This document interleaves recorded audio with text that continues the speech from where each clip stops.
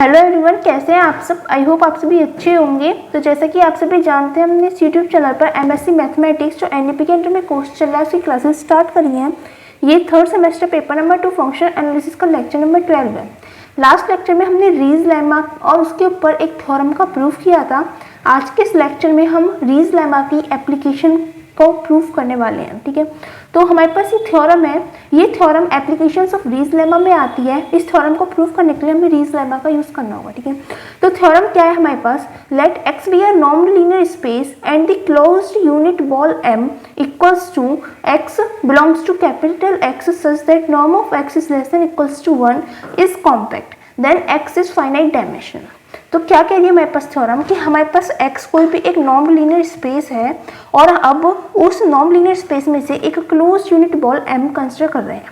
ठीक है, और वो जो बॉल हम कंसिडर कर रहे हैं वो किस तरह से है कि हर एक वो एलिमेंट x जो हमारे पास non linear space capital x में बिलोंग कर रहा है, किस तरह से बिलोंग कर रहा है कि जो नॉर्म ऑफ x है, मतलब लेंथ ऑफ दिस वेक्टर है, वो लेस देन या फिर इक्वल्स टू 1 है, वो कॉम्पैक्ट होगी। कॉम्पैक्ट का मतलब क्या होता है हमारे पास, कॉम्पैक्ट का मीन होता है कि हमारे पास m के अंदर कोई भी एक सीक्वेंस होना चाहिए xn जो कन्वर्जेंट जिसके पास एक कन्वर्जेंट सब सीक्वेंस हो m के अंदर, तो उसे हम बोलेंगे कि वो कॉम्पैक्ट है। ठीक है, मतलब कॉम्पैक्ट की कंडीशन के लिए हमारे पास एक सीक्वेंस होना चाहिए, उसका सब सीक्वेंस कन्वर्जेंट हो m में, तो उसे हम बोलेंगे कि वो जो क्लोज यूनिट बॉल है वो हमारे पास कॉम्पैक्ट है।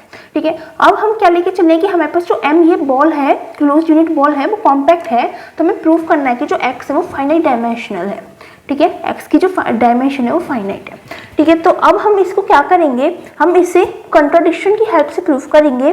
देखो हमने यहाँ पे प्रूफ लिख रखा है, क्या है हमारे पास, हमने सबसे पहले क्या लिया है, लेट m इज कॉम्पैक्ट। हमें पास दे रखा है कि m जो है वो कॉम्पैक्ट है, तो let m is compact we will prove the theorem by contradiction. ठीक है, हमने ऑलरेडी बता दिया था, हम कॉन्ट्राडिक्शन के मेथड से अपने थ्योरम को प्रूव करेंगे, यही चीज़ हमने यहाँ पे लिखी है। ठीक है, तो हम क्या लेंगे कॉन्ट्राडिक्शन के लिए, हमें जो प्रूफ करना होता है उसका अपोजिट हम मान के चलते हैं कॉन्ट्राडिक्शन की कंडीशन के लिए। हमें यहाँ पे प्रूफ करना है कि x is a finite dimensional, तो हम क्या लेके चलेंगे, let if possible dimension of non linear space x is infinite. ठीक है, मतलब हमने क्या मान लिया कि जो x है वो infinite dimensional non linear space है। ठीक है, हमने अपोजिट मान लिया जो हमें प्रूफ करना है। तो अब हम क्या करें, we choose a vector x1 such that norm of x1 equals to 1। ठीक है, अब हमने अपना जो स्पेस है नॉन लीनियर स्पेस x, उसमें से एक वेक्टर लिया है x1, किस तरह से लिया है कि जो नॉर्म ऑफ x1 है वो इक्वल्स टू 1 है। ठीक है, अब norm of x1 equals to 1 है, इसका मतलब क्या है कि वो जो वेक्टर है वो हमारे m में पहुंच जाएगा, क्योंकि m का जो सेट बिल्डर फॉर्म में लिखा हुआ है, मतलब m को बनाने का जो रूल है वो यही है कि norm of x is less than equals to 1 होना चाहिए। उसमें हमारे पास इक्वल्स टू 1 है, तो हमारे पास जो ये कंडीशन है वो सेटिस्फाई हो रही है, तो हमारे पास x1 वेक्टर m में चला जाएगा। ठीक है, लेट x1 इज सब स्पेस जनरेटेड बाय x1। अब जो हमारे पास x1 स्मॉल x1 है, उससे हमने मान लिया है कि एक सब स्पेस x1 जनरेट हो रहा है। वो किस तरह से जनरेट हो सकता है, देखो x1 हमारे पास वेक्टर है, उसमें हम किसी भी कांस्टेंट की मल्टीप्लाई करते जाएं अल्फा x1, तो हमारे पास नए नए एलिमेंट्स बनते जाएंगे जो अपना एक सब स्पेस बना लेंगे x1। ठीक है, कांस्टेंट हमारे पास कुछ भी हो सकते हैं, 1 2 3 4 बहुत सारे कांस्टेंट हो सकते हैं, उनकी मल्टीप्लाई करते जाएं और हमारे पास एक अपना सब स्पेस बन जाएगा कैपिटल x1। ठीक है, that is x1 equals to sequence of x1। ठीक है, मतलब जो हमारे पास कैपिटल x1 सब स्पेस है वो किसके एलिमेंट से किससे जनरेट हो रहा है, x1 से जनरेट हो रहा है।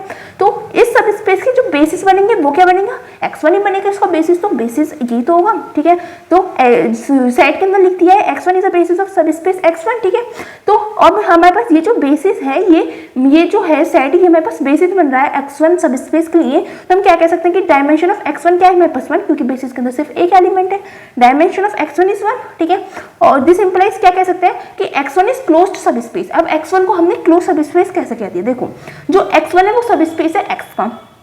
ठीक है, x1 आ गया हमारे पास फाइनाइट डायमेंशनल। ठीक है, अब हमारे पास एक थ्योरम होती है जो हमने शायद स्किप कर दी है, इतनी इंपॉर्टेंट नहीं है, क्या है कि जो फाइनाइट डायमेंशनल सब स्पेस होता है वो कंप्लीट होता है। ठीक है, तो हमारे पास जो x1 है वो फाइनाइट डायमेंशनल है, इससे हम इंप्लाई कर सकते हैं कि x1 कंप्लीट है।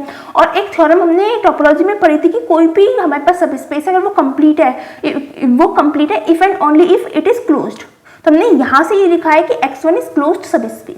ठीक है, क्योंकि वो फाइनाइट हो गया इसका मतलब वो कंप्लीट हो गया, और कंप्लीट वो तभी होगा जब वो क्लोज्ड होगा, तो x1 इज क्लोज्ड सब स्पेस। ठीक है। Also we can say that x1 is proper closed linear subspace of x, और इससे हम क्या कह सकते हैं कि जो हमारे पास x1 है वो closed linear subspace of x है, क्लोज्ड, तो ठीक है लीनियर सबस्पेस, क्योंकि हम नॉन लीनियर स्पेस का सबस्पेस लेके चल रहे हैं, तो क्लोज्ड लीनियर सबस्पेस हो गया x का। अब ये प्रॉपर क्यों आया है, देखो x1 हमारे पास फाइनाइट डायमेंशनल है, x हमारे पास इनफाइनाइट डायमेंशनल है, तो इससे हम क्या कह सकते हैं कि जो x1 होगा वो x से छोटा ही होने वाला है, कम से कम एक एलिमेंट x में ज्यादा ही होने वाला है, एक नहीं से तो बहुत सारे ज्यादा होंगे क्योंकि फाइनाइट है इनफाइनाइट है, तो इससे हम कह सकते हैं कि जो x1 है वो प्रॉपर क्लोज्ड लीनियर सबस्पेस है x का, कैपिटल X का, ठीक है।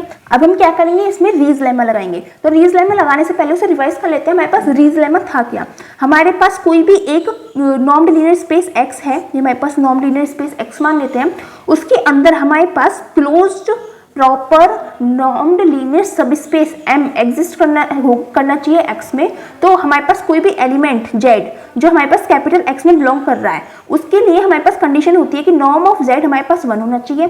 ऑल्सो हम M में से कोई एलिमेंट लेते हैं, फॉर एग्जांपल x ले लेते हैं, तो हमारे पास कंडीशन क्या है कि z माइनस x का जो नॉर्म निकालेंगे वो ग्रेटर देन इक्वल्स टू होना चाहिए थीटा से, जहाँ पे थीटा कोई भी रियल पॉजिटिव नंबर है जो किसके बीच में बिलोंग करना चाहिए, 0 और 1 के इंटरवल के बीच में बिलोंग करना चाहिए। ये हमारे पास रीज लेमा की कंडीशंस होती हैं, ठीक है। तो हम उसके अकॉर्डिंग करेंगे। अब देखो x1 जो है वो प्रॉपर क्लोज्ड लीनियर सबस्पेस बन गया है x का, मतलब ये M वाली कंडीशन हमारे पास x1 सेटिस्फाई कर रहा है, ठीक है, और x हमारे पास नॉन लीनियर स्पेस है, तो वहां के लिए हम क्या कह सकते हैं कि वहां पे हमारे पास x2 बिलोंग कर रहा होगा कैपिटल X में, इस बड़े वाली स्पेस में हमारे पास कोई एलिमेंट x2 बिलोंग कर रहा होगा, सच दैट कि नॉर्म ऑफ x2 हमारे पास 1 होगा, रीज लेमा की कंडीशंस अप्लाई कर रहे हैं, ठीक है, और norm of x2 minus x1, x2 हमारे पास x का एलिमेंट है और x1 हमारे पास m का एलिमेंट है, जैसे हमने भी ऊपर बताया कि x1 m का एलिमेंट कैसे बन रहा है, ठीक है। तो norm of x2 minus x1 क्या हो जाएगा, greater than equals to theta हो जाएगा, जहां पे थीटा हमारा बिलोंग कर रहा है 0,1 को, ठीक है। हमने कोई भी एक number theta equals to 1/2 select कर लिया है, आर्बिट्ररी चूज करा है, ठीक है। तो हम क्या लिख सकते हैं वहां से कि norm of x2 equals to 1 है, जो हमारे पास ये कंडीशन है, और norm of x2 minus x1 is greater than equals to क्या हो जाएगा, थीटा, थीटा क्या हमने लेट करा 1/2, ठीक है। ये हमारे पास आ गई कंडीशन नंबर 1, ठीक है। अब देखो x2 हमारे पास x में बिलोंग कर रहा है, उसके लिए वाली कंडीशन सेटिस्फाई हो रही है, तो हम क्या कह सकते हैं कि जो x2 है, अब हम क्या करेंगे, अब यहाँ से हम एक और सबस्पेस बनाएंगे जो किस किस के एलिमेंट होने वाला है, x2 और x1 से जनरेटेड होने वाला है, तो let x2 is a subspace generated by x1 and x2, ठीक है। अब हमने x2 एक और सबस्पेस बनाया है जो x1 और x2 से जनरेट होगा, दैट इज हमारे पास x2 किसका सीक्वेंस बनने वाला है, x1, x2, और अगर हम इसके बेसिस निकालेंगे तो वो भी सेट के अंदर x1 और x2 आएंगे, मतलब ये जो हमारे पास सब सीक्वेंस आया है, सब स्पेस आया है x2, इसका डायमेंशन कितनी हो गई, 2 हो गई। अब डायमेंशन 2 हो गई मतलब फाइनाइट डायमेंशनल हो गया, और क्या पता है कि x2 हमारे पास किसका सब स्पेस है, x का, ये हो गया फाइनाइट डायमेंशनल, ठीक है। और बिल्कुल सेम ऊपर वाली कंडीशन चलेंगे, अब ये फाइनाइट डायमेंशनल हो गया, इसका मतलब ये कंप्लीट भी होगा, x2 इज कंप्लीट, और x2 अगर कंप्लीट है तो वो कंप्लीट हो सकता है if and only if it is closed. तो हम यहाँ से क्या लिख सकते हैं कि x2 is a proper closed linear subspace of a non linear space x, ठीक है।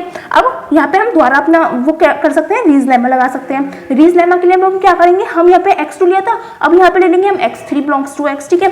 तो then by Riesz lemma there exist x3 belongs to x such that norm of x3 equals to 1, Riesz lemma की अपनी conditions लगा रहे हैं, और x3 minus x1, x1 हमारे पास m का एलिमेंट था, x3 माइनस x1 इसका जो नॉर्म है वो greater than equals to theta है, ठीक है। रीज लेमा की कंडीशन थीटा जिसको बिलोंग कर रहा है 0 और 1 को बिलोंग कर रहा है, हम मान लेते हैं आर्बिट्ररी चूज कर ले रहे हैं कि थीटा इक्वल्स टू 1/2 है, तो उससे हमारे पास कंडीशन क्या जाएगी कि norm of x3 equals to 1, already same चीज है, ठीक है, और x3 माइनस x1 का norm is greater than equals to 1/2, ठीक है।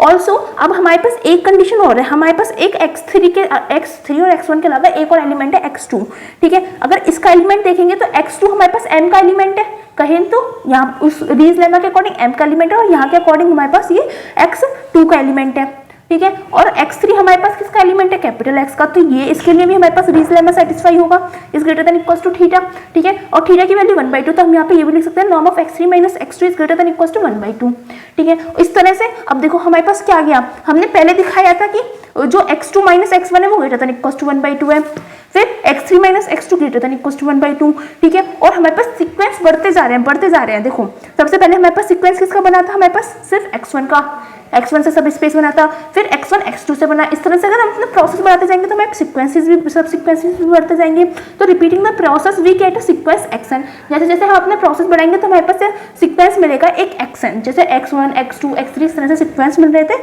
ऐसे एक और सीक्वेंस मिल जाएगा xn, of elements in M, जो एम के एलिमेंट से बना हुआ होगा, such that norm of x m minus x n is greater than equals to 1/2 होगा। इस वाली कंडीशन के अकॉर्डिंग जैसे यहाँ पे आ गया ना x3 माइनस x2, तो xm minus xn is greater than equals to 1/2 होगा। लेकिन ये हमारे पास कन्वर्जन सीक्वेंस नहीं बनेगा, क्योंकि कन्वर्जन के लिए क्या होती है, norm of xm minus xn क्या होना चाहिए, लेस देन एप्सिलॉन होना चाहिए, लेकिन यहाँ पे ग्रेटर देन इक्वल्स टू 1/2 हो रहा है। तो ये वाली कंडीशन हमारे पास कन्वर्जन सीक्वेंस की सेटिस्फाई नहीं कर रहा है।